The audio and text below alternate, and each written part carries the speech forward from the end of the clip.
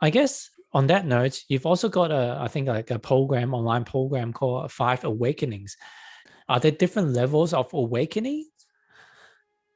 Definitely, there are many different levels of awakening, Gary, but we can just put it in a framework for the audience to get an understanding of what are the levels of awakening. To me and Sri Krishnaji, spiritual awakening is a journey of enlightenment. And there are stages. Let me put 5 stages to you. The first stage of journey to enlightenment is to become conscious. And I would say most activists, whether they are social, political, or environmental, are trying to do this. They are actually trying to make you conscious.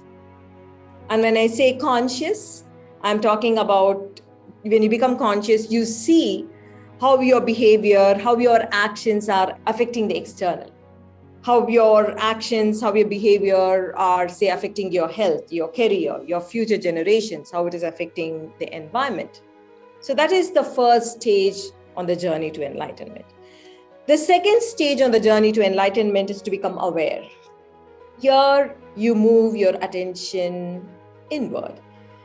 At this stage, you begin to see that your destructive actions, your decisions are caused by your suffering states.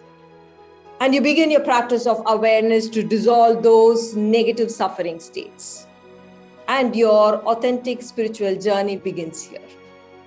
The third stage of your evolution towards enlightenment, the third stage is becoming transformed. In this stage, your heart begins to heal. In this stage, you experience the flowering of your heart. You become capable of deep feelings for another. You actually become capable of feeling what others are feeling. You actually have a birthing of love. The fourth stage on your journey to enlightenment is awakening. In this stage, you actually states beyond the mind. In this stage, you taste enlightened states. You glimpse them. These are states you will be glimpsing. These are states that you will be experiencing as you immerse in the 5 awakenings, another journey that I lead people from around the globe. It is a 2.5-day journey, or it spreads over 5 days, depending upon which country you're joining on. For different time zones, we do. And it allows individuals to experience those profound states in consciousness. We can say glimpsing enlightened states. Even if the state fades, it would have a lasting impact on your consciousness. And these awakenings will actually set fire in your whole being. When I say set fire, I'm talking about sets fire in you becoming a seeker. You want to become enlightened. You are passionately in love with liberation and enlightenment, of which you have had a direct experience.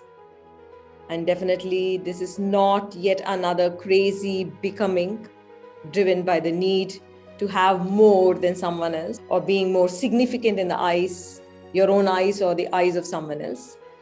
This seeking that emerges from a direct experience is deep. It turns your attention inward into your consciousness. And the last one, the final stage in this journey of enlightenment, is enlightenment. And when I say enlightenment, it means a total cessation of suffering. Every root that can give birth to suffering is actually weeded out. You become free of your ego.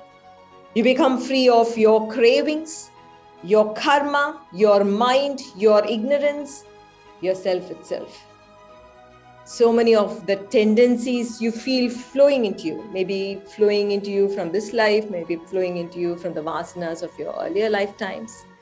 Vasana kshaya, that means weeding out of the vasanas, needs to happen in order to be enlightened.